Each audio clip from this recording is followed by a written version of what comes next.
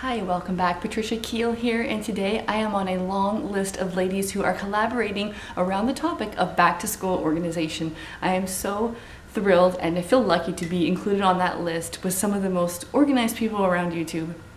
But I do bring something to that list because today I'm going to share with you back to school organizational tips from the perspective of minimalism.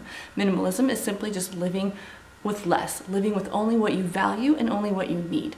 So let's get started. When you send your child to school, or even if you homeschool, you're going to be inundated with papers.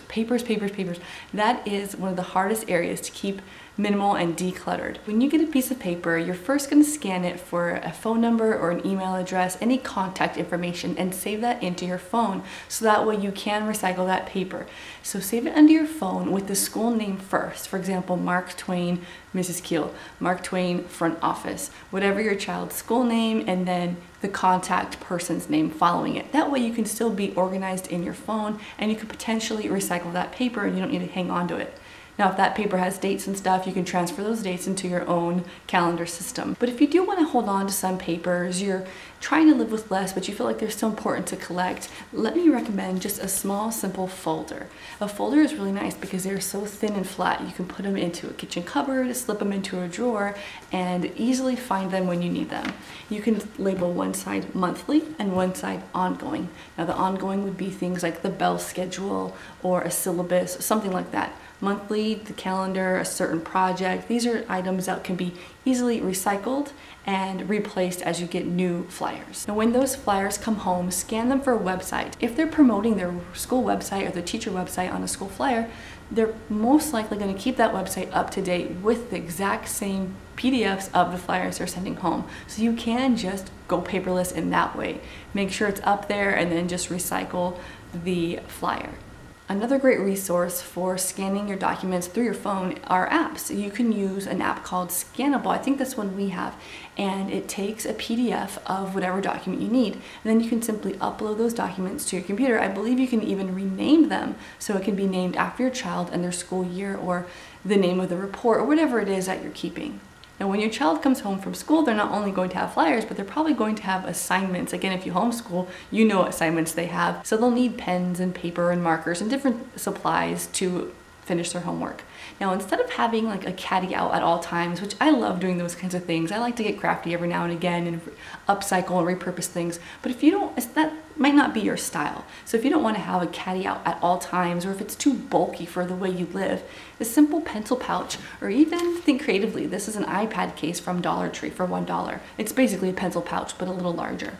You can fit a lot in here, and it can be easily tucked away again into a drawer or a dresser drawer. Keep it in the child's room. You might have a bin somewhere in the kitchen, something that you can put it away so it's not out at all times. And something like this is portable and you can easily take it out and put it back in and get your homework done wherever you may need to work. Lastly, we have sentimental items like projects. Now, I know here in California we have the Missions Project. You guys know the Missions Project? Comment down below. I think it's in 4th grade where we make these 3D models of the missions, and what do you do with that? You can easily just recycle it, but you feel like, oh, we worked so hard for weeks and weeks, what am I gonna do? Those are really hard for people, anyone, minimalist or not, to keep forever and to declutter. We feel attached to them, we want to look at them, but you never look at them until that one time you do, and then you think, oh, they're really cute, but for the 12 years that you didn't look at them, you forgot you had them. So let's stop holding on to excess and think of a nice way to hang on to it in case you do want to look at it. And that's where your phone comes in. You can take a picture or a video and upload those pictures and videos to your computer, maybe make a DVD of your child's elementary, even middle school years. You could even use apps. There's apps for everything, and there are apps that work similarly to like a Facebook, where you can upload photos and or video of your child giving a project or an oral report, and you can share those files with anyone who also has that app, or you can keep it private for yourself. That's just one example. There's a lot of dioramas and different things that your child's going to be making that you don't want to get rid of right away, but you also know you're not going to keep for the rest of your life. So you can keep some things out for a while so you look at it and you feel joy when you see how well your child did. Now get your child's input on this because they may not want their work displayed for any visitors and guests that come over, or maybe they weren't proud of it and they don't want to keep looking at something that they weren't proud of. But the key here to remember is that you display it for a short amount of time, you take a picture or photo or scan it, and then you recycle it. Now, if there's some things that you don't want to recycle, like for example, handprints, footprints, like if they're really young, they often come home with their handprint on things and then you're like, great, now I can't recycle it because I love their little hand.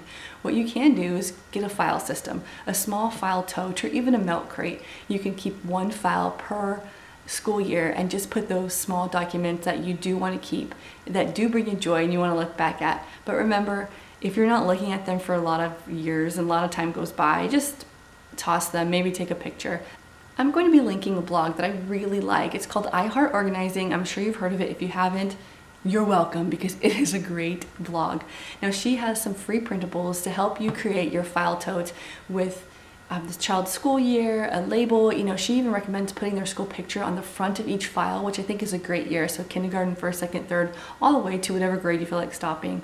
So I will link that below. It's an awesome resource. So I hope this video has shown you ways to both live minimally and foster your child's creativity and value all that hard work that they do during their school years. So if you like what you heard, let me know in the comments below, give me a thumbs up, or stick around, subscribe. On this channel, you'll see a variety of lifestyle videos, but I kind of approach everything with minimalism in mind because it is sort of the new way that I'm living nowadays. I hope you enjoyed this video and that maybe you've opened your mind up to living with less. Thanks guys for watching. I'll see you in the next one. Bye.